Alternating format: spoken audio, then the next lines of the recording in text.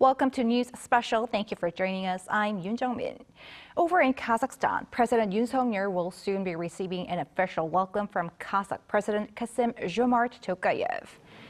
Now, let's go over to Ak-Orda Presidential Palace, where the official welcome ceremony is being held for President Yoon by his Kazakh counterpart Kassym-Jomart Tokayev. The president is welcoming the visiting South Korean president.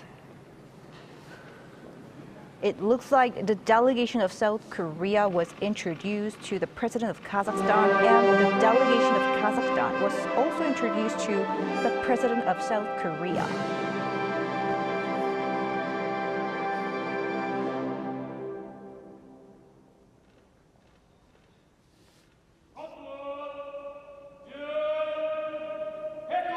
The heads of the state inspect the guard of honor.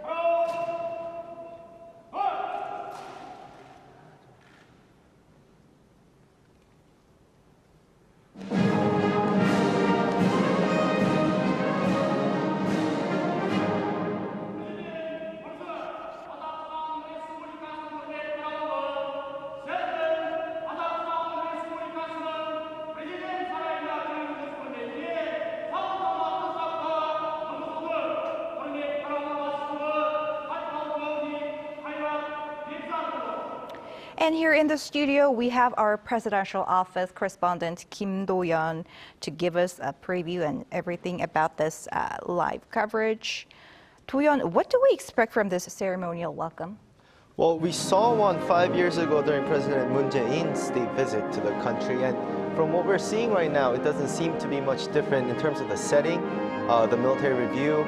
So it's going as what we have seen and expected at the moment, yeah. Yes, right now the national anthems of the Republic of Korea is being played.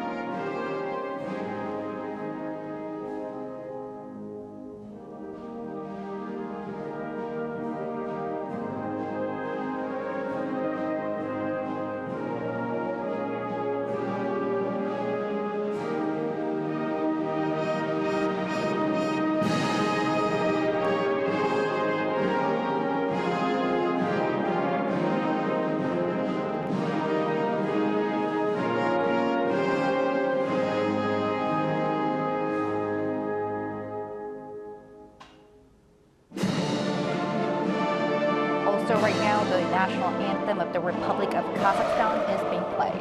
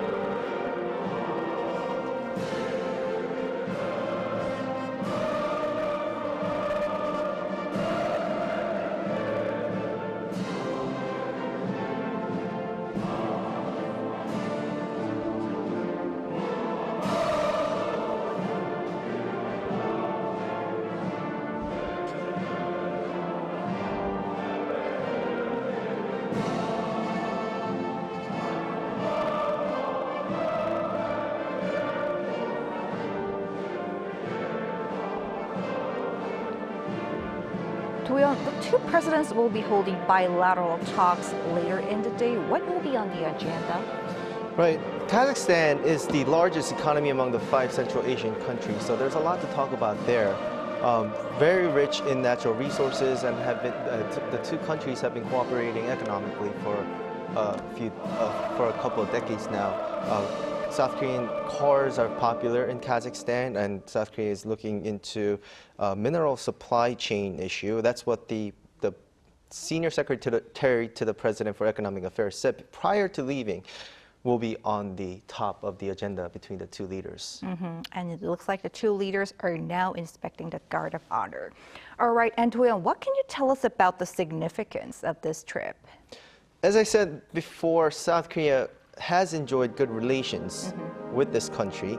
President Yoon's immediate predecessors successor visited the country for a state visit. So state visits are really extended by the host nation. So this is not a usual pattern for two successive presidents to visit another country in a state visit. That being in mind, we have the rich in minerals that South Korea is really trying to utilize through cooperation, and infrastructure has always been something that the two countries have been eyeing to cooperate even further with bridges, railroads, and Kazakhstan obviously is the biggest of the five central nations. Right, so that was the welcoming ceremony hosted by President of Kazakhstan for his South Korean counterpart, who was on a state visit there.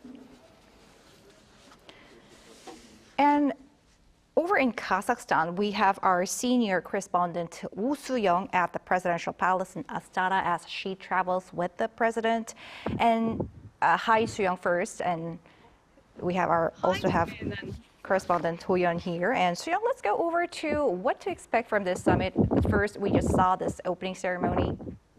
Right, so we just saw the opening ceremony at the presidential palace in Astana, of course, and well, President Yoon's official state schedule actually began earlier this morning on Wednesday. Yoon and President Kim, they went to the Monument of Gratitude to the Kazakh people in central Astana, where they laid a wreath in remembrance of the forced deportation of various ethnic groups to Kazakhstan in the 20th century by the Soviet government. And the monument also expresses gratitude to the Kazakh people who accepted them, uniting them as a diverse population. So that was quite a meaningful event, especially as those forcibly deported included Koreans, as well as Kurds, Armenians, Turks, Ukrainians, Germans, and many others.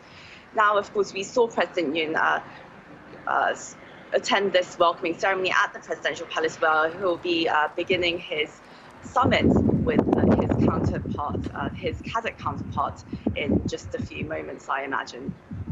And Soo-young, so what will the two leaders be discussing? Well, the South Korean and Kazakh presidents are expected to focus on sectors like energy, infrastructure, and critical mineral supply chains, given Kazakhstan's abundance of mineral resources such as uranium, chrome, and zinc. Now, such minerals are key components of South Korea's high-tech export items, such as semiconductors.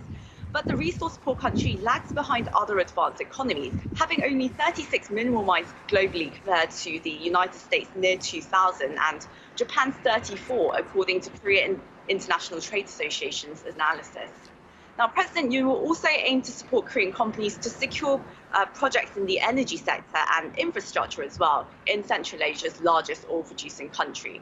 He's also going to try to deepen cooperation in other strategic areas such as development, tackling climate change, and collaborating in science and technology as well as ICT. And Soo-young, what does President Yoon's itinerary look like afterwards?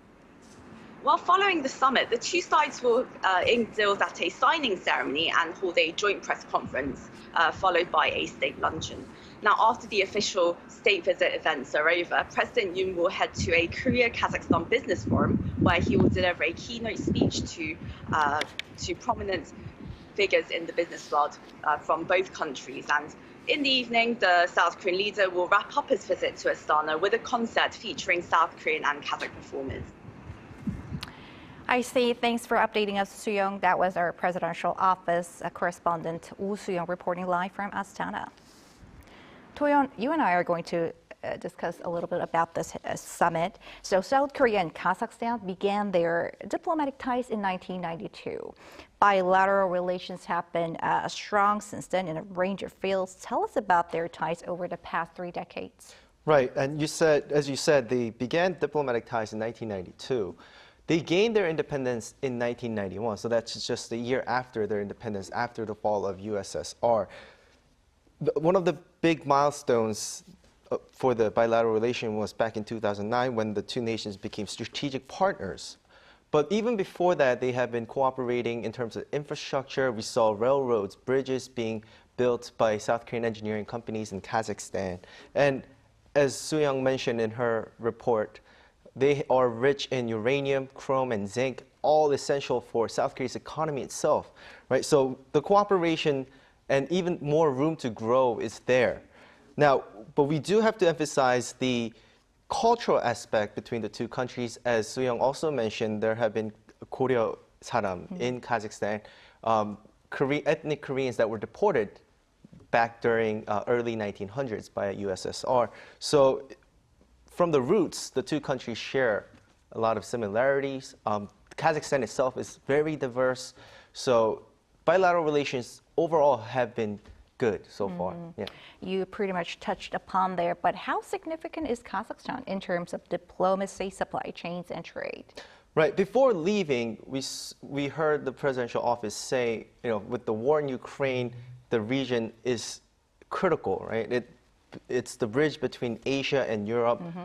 It works as the logistics hub for many companies. So geopolitically, it's very important. And Kazakhstan, of course, as we've mentioned, is the biggest economy among the 5 Central Asian countries. And we saw, now this is not just South Korea, we saw China host a summit with the 5 Central Asian countries right during last year's G7 summit. So this is something, this region is where a lot of big players in the global world is trying to gain cooperation with, build up relations with. And this is the second leg of President Yoon's week-long trip. Prior to this state visit, he was in Turkmenistan, where he forged cooperation on energy and infrastructure with that country. His next stop will be Uzbekistan. Overall, what does the top office say about the significance of this region, Central Asia? Right, and I think Kazakhstan, Uzbekistan, and Turkmenistan all very crucial, and it's been crucial for some time for all countries that are trying to gain global influence in the world. As I've mentioned before, President Moon Jae-in went on state visit to those 3 countries, and the invitation was extended to President Yoon, right after President Moon's term. So they're opening their arms to South Korea as well. But before leaving, we do have to mention the K-Silk Road initiative that the Yoon administration announced. This is the second type of strategic initiative or plan that focused on regions by the administration. And tell us in more detail about President Yoon's K-Silk Road initiative. Well, this initiative is followed by ASEAN initiative and the Indo-Pacific initiative by the Yoon administration. Right, it's similar in the aspect of, we're extending ODAs, expanding funds to help these developing nations to grow. And while the key focus is the cooperation and resources, and these countries are rich in minerals that South Korea really lacks. And also, a company is a big one because a lot of these countries share cultural roots, right, with ethnic Koreans living there. So it touches upon all aspects to the strategic plan. And briefly, before I let you go, what's in store for President Yoon for the rest of his schedule in Kazakhstan? He'll be staying there for 3 days. Right. We'll be reporting on the joint press conference. That will be the big one because then we'll know what the 2 leaders really talked about. There will be a state luncheon, part of the state visit engagements. Now, he also has business forum, and the 2 leaders will make keynote speeches then. And part of the state visit also has the cultural performances from both countries, so we're very excited to look out for that one. All right, thanks, Toyum. That wraps up our special coverage, and we will also bring you live the 2 leaders' joint press conference later in the day and the latest news throughout the day. Thank you for watching.